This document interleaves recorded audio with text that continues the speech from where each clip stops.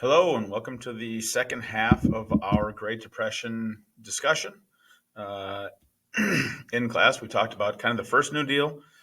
We looked at FDR being elected and his goals for Reconstruction, which were the three R's: relief, recovery, reform.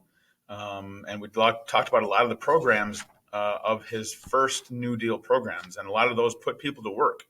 Things like the PWA that put hundreds of thousands of men to work. Talk about the CCC, again, putting men to work, single, unmarried men to work. We talked about the FDIC, which reformed banking and made it safe for people to put money in banks again so that banks can continue to loan money to individuals and restart our economy. We looked at the TVA, which also put people to work more in the Tennessee Valley region, which was the poorest in the area. The NRA, National Recovery Administration, even though it was found to be unconstitutional. AAA, the Agricultural Adjustment Act, which also was found to be unconstitutional, which kind of helped out farmers. With the success of the first New Deal in the first couple 100 days, or 100 days specifically, and then later on, FDR, with his popularity and his support of Congress, decides to follow that up with what is known as the Second New Deal. And the Second New Deal is going to be a lot of the same. Only going to be maybe a little bit more aggressive with those. But remember the two acts that we had that were unconstitutional. That's going to come up later on when we look at maybe his disagreements with the Supreme Court and why he disagreed with the Supreme Court. So let's talk about the Second New Deal. One of the first big programs that was passed in the Second New Deal, I guess we kind of go back. 1934 was midterm elections. And this was, anytime you have a midterm election, you decide whether or not the American public is agreeing with what your administration has done. So if the Democrats win big in the midterms, that means that the American public like what's going on with the Democrats and with what FDR is doing. And the midterm elections were, again, big victories for the Democrats.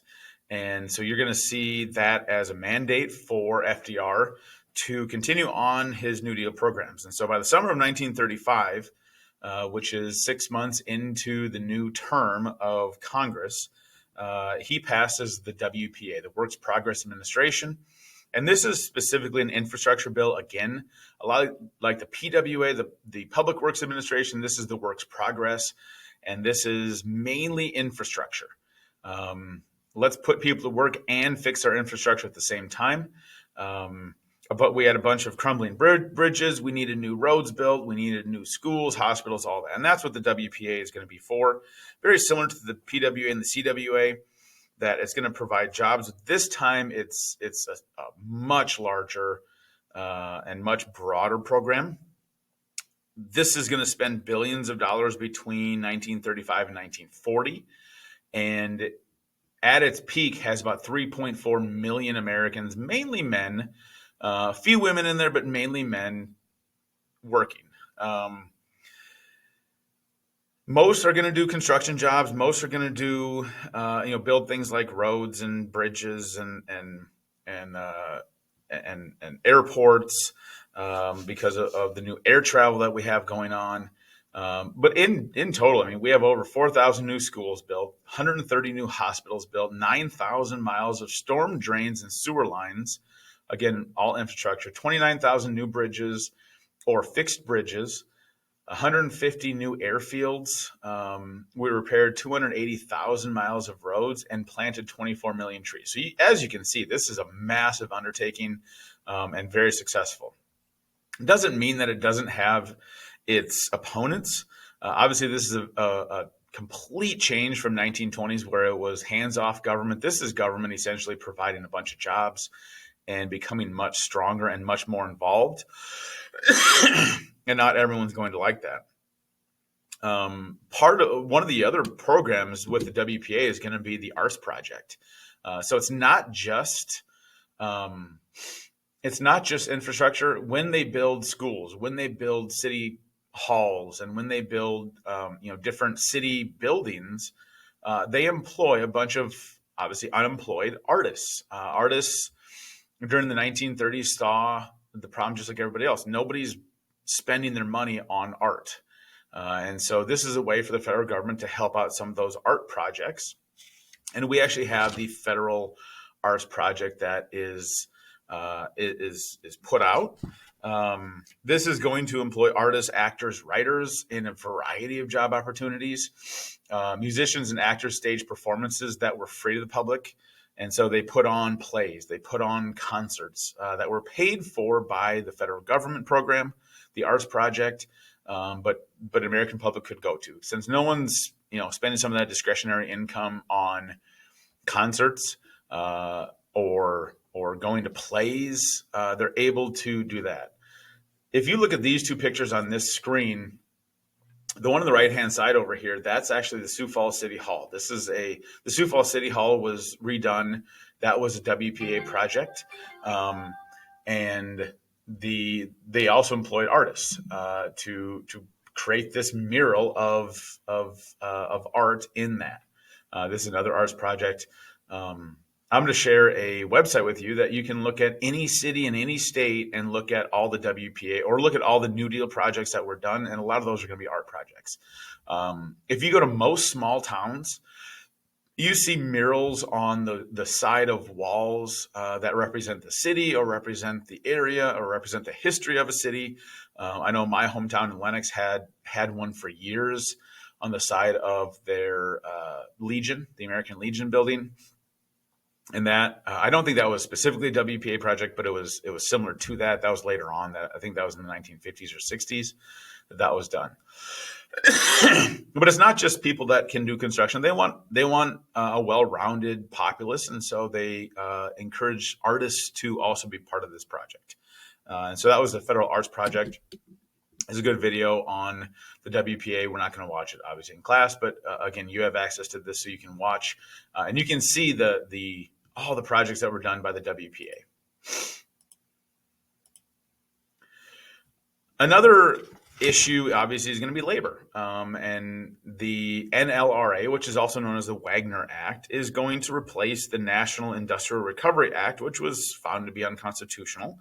And the Wagner Act guaranteed the right to organize and join unions. Like we saw in the 1920s with open shops, they want to guarantee people the right to join unions.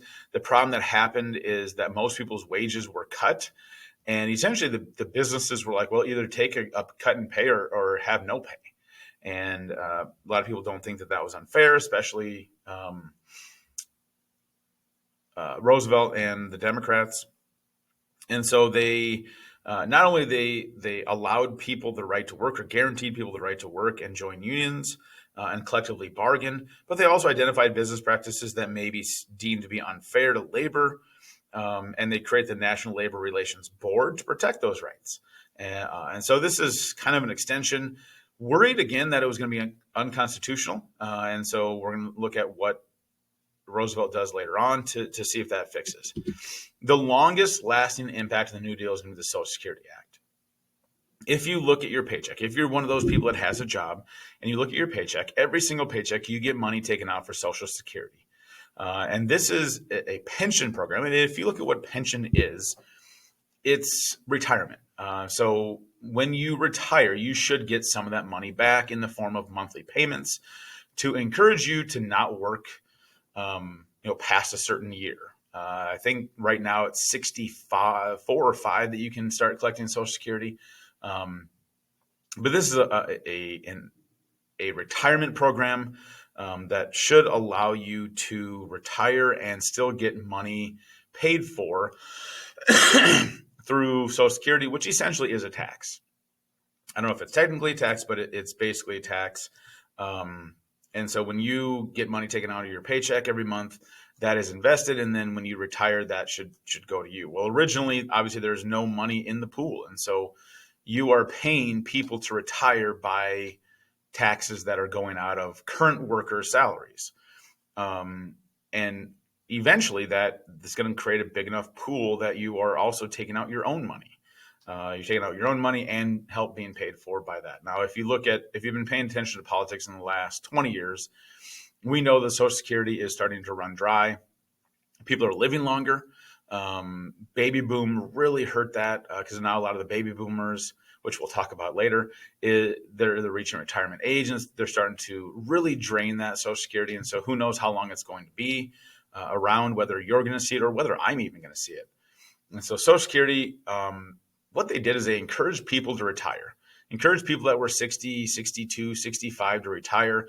That opened up a position for a younger person, a younger man, woman, mainly men, to retire. And so for those that retire, you get their job or you get a job. And so that's just encouraging more employment by paying people off in taxes. And this is something that obviously not a lot of people really completely agreed with. Could be unconstitutional because you're taking tax money of people that are working right now and paying people to essentially retire. And so that Social Security does need to be reformed, absolutely. So the election of 1936, FDR is very popular still, and it's just as much of a butt kicking, if not a bigger butt kicking than it was before. Republicans nominate Alf Landon, who was governor of Kansas. He criticizes the New Deal spending as too much government overreach and too much overspending and deficit spending by the federal government. And FDR basically swept every state but Maine and Vermont. Over 60% of the popular vote. Huge support from workers and farmers because those are people that he helped. And so the election of 1936 became, again, another mandate for President Roosevelt to kind of do his thing. Not everybody agreed with him, though. There were people all over the place that didn't necessarily agree with him. Liberals, who that's what FDR was, they thought that he wasn't doing enough and that a lot of his New Deal spending was too much. Those that were more on the far left in the socialist movement criticized providing too much assistance for businesses and too little for unemployed minorities, women, and elderly. And so that was an issue. Conservatives, again, more Republicans, thought that this was too much power by the federal government, and they didn't like the idea of deficit spending. And the Second New Deal really had a very pro-union stance, and that's not, obviously, if we look at the 1920s, that's not really what they were for. And then you also see a bunch of demagogues. There are three specific demagogues that we'll talk about. Number one is Father Coughlin. Father Coughlin, Charles E. Coughlin, was a Catholic priest who had a weekly radio show that had, I believe it was more than 1 million people turn in to his weekly radio show. And he attacked the unions. He attacked the New Deal. However, he became very anti-Semitic, blamed Jews for a bunch of issues that the Americans were going through, not unlike what Hitler's doing right around the same time. And became very fascist. And if we look at when we look at the rise of Hitler in the 1930s, 33, 34, 35, this is around the same time as he becomes very popular. He tries that here. And so people started kind of going away once he became more that anti-Semite and fascist. Anti-Semite just simply means anti-Jewish.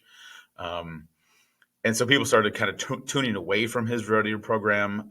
Catholic Church stopped broadcasting it and all that. Second person is Dr. Francis Townsend. And he became very popular before the passage of the Social Security Act. He kind of came up with the idea of Social Security, only more of a radical plan. He proposed that every retired person over 60 would get $200 a month, and payments would come from 2% federal sales tax. He said that this would increase consumer spending and stimulate the economy. And again, this is really the basis for the Social Security Act. And so you can see some of that. So in the Social Security Act, and so his popularity kind of forced the federal government to do something about it. And then finally, you have Huey Long, who was nicknamed Kingfish. He was a senator of Louisiana, and this is his picture on the right-hand side. He starts this Share the Wealth program, and he said that every American should have a minimum income of $5,000 every year, and that there should be a maximum income. Nobody should have more than 50 million. So again, this anti-big business program. So minimum 5,000, then 100% tax anything above 50 million. Obviously, kind of a take from the rich, give to the poor idea. And anything people made above 50 million, he claimed that nobody needs more than 50 million, and that anything above 50 million is taxed 100%. And so most of the payments for this Share Your Wealth program are going to come from taxes on the wealthy. Now, if we look at recently, there have been people that have mentioned this. We've had a couple former presidential candidates mention this about having a basic income for everybody. I think recently it was like $12,000 a year. Everybody should get a $1,000 a month payment, and $12,000 a year besides your paychecks and whatnot, and that would help the economy. So this has been around for a long time. Huey Long even challenged FDR in the 1936, or he was going to be a challenger for the Democratic nominee in 1936.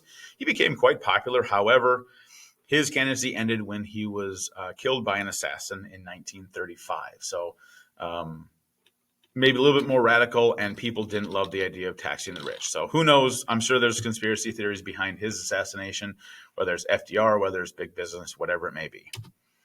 So we get to the court packing. So as you know, there are three branches of government. We have the legislative branch, which is Congress. We have the executive branch, which is the president. And then you have the judicial branch.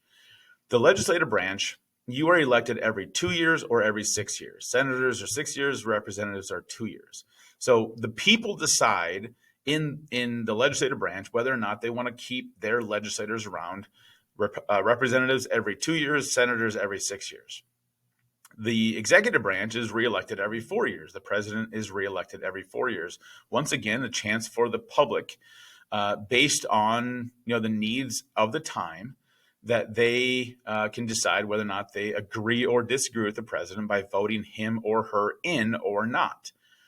The judicial branch, those are lifetime appointments. So the Supreme Court is lifetime opponents. And if you remember, we've had mainly Republican presidents basically since Lincoln. And so most of the courts, I believe it was either 7-2 or 6-3 at the time, were I think it was actually 7-2 conservative or Republican nominated Supreme Court justices. So we have a very Democratic Congress, a Democrat president, and a primarily, overwhelmingly Republican court. And as you saw, the court didn't agree with some of what FDR was doing. And so his plan is to pack the court. His plan is to add 6 more justices to the bench to make there 15, to make it be 15. There is 9 right now, to make it be 15. And he obviously would then nominate those 6, and it would be 8-7 liberal. And so that was his idea, is that times have changed and the Supreme Court has not. And so he's trying to dilute the power of those sitting justices that are kind of against him. And he essentially put in a bunch of yes men, people that would vote for his policies. That way he could continue doing these New Deal programs, and there would be no resistance from the courts.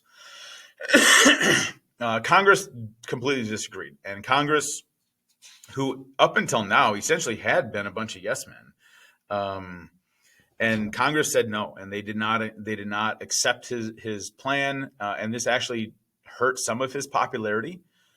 He is going to be reelected 2 more times, but it still hurts his popularity, as you'll see in the 1940 election. But his whole goal was to increase the size of the Supreme Court justice. Now, again, if you've been paying attention in the last 5 years, the same concept has happened. After McConnell didn't allow Obama to choose a replacement for Scalia, and then later on, after McConnell, in the same situation, allowed President Trump to appoint somebody in replacement of Ruth Bader Ginsburg, we saw this in the last 5 years. And there's been talk about court packing. Again, this is not something new, but it's ultimately been something that's been unpopular enough that it hasn't really achieved any traction at all. There's nothing in the Constitution that says there has to be 9 Supreme Court justices. We've actually added Supreme Court justices, but the amount of Supreme Court justices has stayed the same. I'd like to say since the 1830s or 1840s. So we've had 9 for a long time. But he wanted to change that. When we look at unions, obviously the Wagner Act and the National Recovery Act had originally tried to create these more pro-union stances. The CIO, the Congress of Industrial Organization, they tried to organize unskilled workers. The AFL, which we'd already talked about, the American Federation of Labor, was kind of part of that, but they also, the new CIO wanted to expand to include more than just skilled white males. They wanted to include pretty much everybody. And they focused specifically on unskilled workers in automotive, steel, and textile industries. We also had the Fair Labor Standards Act in 1938, which is passed. That's the last major reform of the New Deal. And that put regulations on business labor practices, but only for interstate commerce. There were a couple strikes. GM had a strike. They had a sit-down strike where they essentially went to work but didn't work. President and governor turned down the company's request for troops to essentially force them to work. Again, kind of a change since the last half of the 19th century that we had. There was also a steel strike that happened at the same time where it became more violent, and 4 people ended up becoming dead. And again, as I talked about already, the Fair Labor Standards Act. In 1937 and 38, there was a recession which kind of caused the New Deal to lose some of that momentum. And because of the recession, because of the taxes on Social Security, spending kind of went down. That had gone up. As you can see by the graph over here, we had about 12% annual growth at the beginning of this. And then when the Social Security Act was passed, we had kind of stagnant growth. And the idea of Keynesian economics is, and this is by John Maynard Keynes. So if you take economics, you'll hear about or you'll understand Keynesian economics. The idea is that you deficit spend to initiate economic growth. So you put money back into the people, and they put money back into the government through taxes. They spend and taxes go back in. So the idea is this. Now, this probably isn't the greatest, but the idea is that you power yourself. And it's had, there are opponents and there are proponents of all of these different groups. So we do see that kind of lose momentum. Gains back up a little bit after 38 in 1939, but it really is not going to see the growth that we had before. So what's life for different groups? Obviously, women, anytime women had a job, they were accused of taking jobs from men that could provide for their families. And most of the New Deal programs just ignored women. Farmers, we already talked about the Dust Bowl that was going on. The drought just killed farmers. A bunch of Okies moved, Oklahomans who lost jobs moved west to California to farm and work in factories there. If you look at probably the most famous, the migrant mother picture, that's of a bunch of Okies or Oklahomans moving to California to find jobs. African American rates obviously had higher unemployment rates than their white counterparts, and most of the relief programs excluded them, just like women. Native Americans, however, did start to see some increases. We had the Indian Reorganization Act of 1934, which is also known as the Indian New Deal, which repealed the Dawes Act. So yay, we finally repealed the Dawes Act. It returned a lot of that land or control of land to the tribes. They also had CCC projects that focused on reservations and giving Indians jobs. And so we did see some improvements for American Indians. The creation of the BIA, or the improvement of the BIA, where they actually, the Bureau of Indian Affairs, where they hired actual Indians rather than a bunch of white people to take control of that. So that's the New Deal. And again, I highly recommend you watch Heimler. He has something for both 7.9 and 7.10. Highly recommend you watch him. But this is the end of the New Deal. This is the end of the Great Depression. We'll see, as you can see, it's had some successes. We put millions of people to work and did stimulate the economy. We dropped our unemployment rate from 25 to about 13%, which is still high, still very high. But it is obviously much better than the 25% that we had. But there are still a lot of Americans that are out of work. There's still a lot of Americans that are struggling day to day, homeless, and all that. And we're really not going to see the